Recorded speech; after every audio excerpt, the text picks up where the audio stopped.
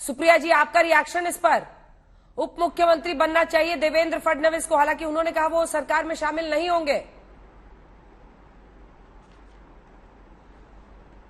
मुझे लगता है ये उनके पार्टी का फैसला है, वो जो करना चाहें।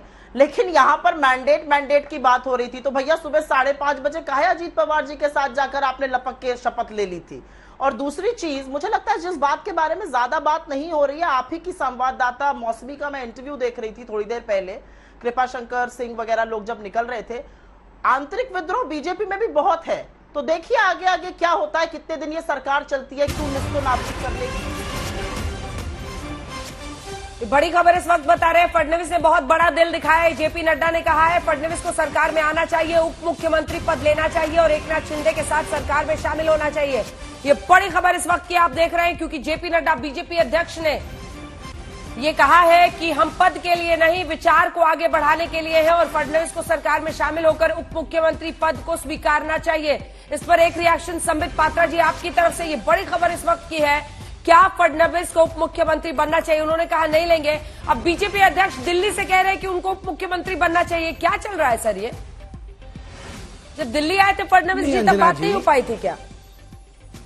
देखिए, एक बात ये दर्शाता है, जो आज माननीय अध्यक्ष श्री जेपी नड्डा जी ने कहा, बड़े स्पष्ट भाव से कहा, ये व्यक्तिवाद का कोई लड़ाई नहीं है।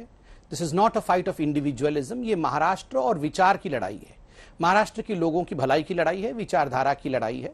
और देखिए, बहुत स्पष्ट रूप से आदरणीय नड्डा जी जो हमारे अध्यक्ष हैं, उन्होंने कहा कि डिप्टी सीएम के पद को संभालने के लिए निर्देशित किया गया है और बोला गया है पार्टी की तरफ से आदरणीय देवेंद्र जी को। आपने जो सवाल पूछा कि दिल्ली आए थे तो उन्हें बोला नहीं गया था क्या? देखिए, एक बात यह स्पष्ट होता है कि यह सब प्लान्ड नहीं था। As the situation is developing निर्णय लिए जा रहे हैं। अगर ये सब पहले से प्लान होता तो पहले से ही डिसाइड होता कि ये सीएम बनेंगे, ये डिप्टी सीएम बनेंगे, प्रेस कॉन्फ्रेंस में कहा जाएगा। तो एक इवॉल्विंग प्रोसेस है, क्योंकि कहीं ना कहीं शिवसेना के अंदर एक फूट पड़ा हुआ है। और देखिए, मुझे आश्चर्य इस बात का लग रहा है, नहीं, ओ माय गॉड, सुनिए, दोनों तीनों गॉड जरा सुनिए, आप मुस्कुरा रहे, सुनिए। ये तीनों, अंजना जी मैं कंप्लीट कर लूं, एक सेकंड में जवाब लूंगी, तीनों से जवाब लूंगी। आ रही हूँ, आ रही हूँ। सुप्रिया जी भी बोलना चाह रही है, आनंद जी भी। जरा ठीक है, अंजना जी जरा इनके अंगिमा भंगिमा को देखिए। तीनों आईसीयू में पड़े हुए हैं और बोल रहे हैं बाहर वाले को तो खांसी हो रही है, इसका तो हाल बड़ा खराब होने वाला है। आईसीयू में पड़े हुए हैं तीनों। एक तो कांग्रेस के पास पूरे देश में अब रह कुछ नहीं गया है, कुछ रह नहीं गया है, शिवसेना समाप्त है, एनसीपी की क्या हाल है, और ये आईसीयू में पड़े पड़े तीनों यार जो हैं, अमर अकबर और एंटोनी, ये देखिए जरा अमर अकबर एंटोनी को, ये तीनों आईसीयू में पड़े हम पे हंस रहे हैं। बताइए सुप्रिया जी, वो कह रहे हैं पद नहीं, हमारे लिए पद जरूरी नहीं है, कुछ भी प्लान नहीं था पहले से। जेपी नड्डा ने अब ये फैसला लिया है। सुप्रिया जी, इसके बाद मैं आ रही हूँ दुबे जी।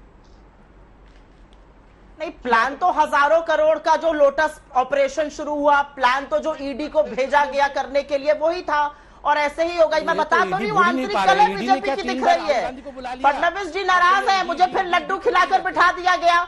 अब नड्डा जी को बोलना पड़ा, नहीं भैया बन जाओ, वो कह रहे मैं नहीं बनूंगा। लड्डू पहले ही खा लिया, तो लड्डू जरा थोड़ा प्रीमच्योर खा लिया गया था, अब वो गल्ला चाह रहे हैं, वो छोड़ दीजिए। मुझे सिर्फ ये संबित जी रुक जाइए। संबित जी, अब सुप्रिया जी बोलिए, मैं आऊंगी, मैं आपको मौका दूंगी। संबित जी मैं आपको मौका दूंगी, मैं आपसे कह रही हूँ, मैं मौका दूंगी। सुप्रिया जी, हाँ ठीक है, बोलिए सब्जी के बारे में। अंजना जी, मैं सिर्फ ये पूछना चाहती हूँ और मैं बोलना चाहती हूँ और विरोध दर्ज करना चाहती हूँ, जब मैं पहले गोवलकर जी के बारे में बोल रही थी, मेरा ऑडियो क्यों बंद कर दिया था आज तक ने?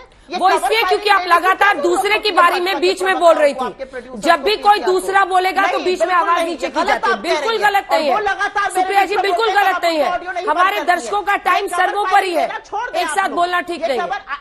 नहीं, इतना समझिए, उनकी भी आवाज नीची करते हैं, समझिए, बीच में नहीं, टॉपिक पे समझिए कि वो लड़ रहे हैं। सुप्रिया जी, नहीं, कवर फायरिंग की आवश्यकता नहीं है, ये कवर फायरिंग देने की जरूरत नहीं है। दूसरों का ऑडियो बंद करके cover firing, no miss Shrinate, आप गलत है। संबित को संबल बनने दीजिए, श्रीनेत जी गलत है, दीजिए उनको श्रीनेत जी लड़ने दीजिए उनको। श्रीनेत जी गलत है, फायरिंग देने की कोई जरूरत। श्रीनेत जी आप गलत बोल रही हैं, करके उनको कवर फायरिंग क्यों? मिस श्रीनेत आप गलत बोल रही है, कोई उनको कवर फायरिंग नहीं दे रहा है। आपसे कठोर सवाल मैं पूछ रही हूँ उनसे, लेकिन आप लगातार बोलेंगी दूसरे के बारे में तो ऐसा होगा। टॉपिक पर आइए। शो में उनका एक बार भी ऑडियो बंद नहीं किया, क्योंकि वो आपके बीच में नहीं बोल रहे हैं। पूरे शो में उनका एक बार भी ऑडियो, क्योंकि वो आपके बीच में नहीं बोल रहे हैं, वो बोलने पर चुप हो जा रहे हैं। बात आप कर रही हैं। देखिए आप कैसे चिल्ला रही हैं। रिकॉर्डिंग देखिए अपने शो की। देखिए सुप्रिया जी आप कैसे चिल्ला रही हैं। देखिए सुप्रिया जी आप कैसे चिल्ला रही हैं। लगातार बीच में बोल रहे थे। देखिए आप कैसे चिल्ला रही ऑडियो हैं। बंद नहीं किया। देखिए आप कैसे चिल्ला रहे हैं। ये ठीक नहीं है सुप्रिया जी, बिल्कुल नहीं सुप्रिया जी। आपके बीच में सुप्रिया जी उन्होंने एक बार भी आपके बीच में नहीं बोला। जब बोला मैंने उनको चुप कहने को कहा और वो चुप हो गए। अभी भी उनका ऑडियो लगातार बोला अंजना जी, शो की रिकॉर्डिंग देखिए। बिल्कुल शो की रिकॉर्डिंग क्या, मुझे तो एक एक लम्हा अपने शो का याद रहता है सुप्रिया जी।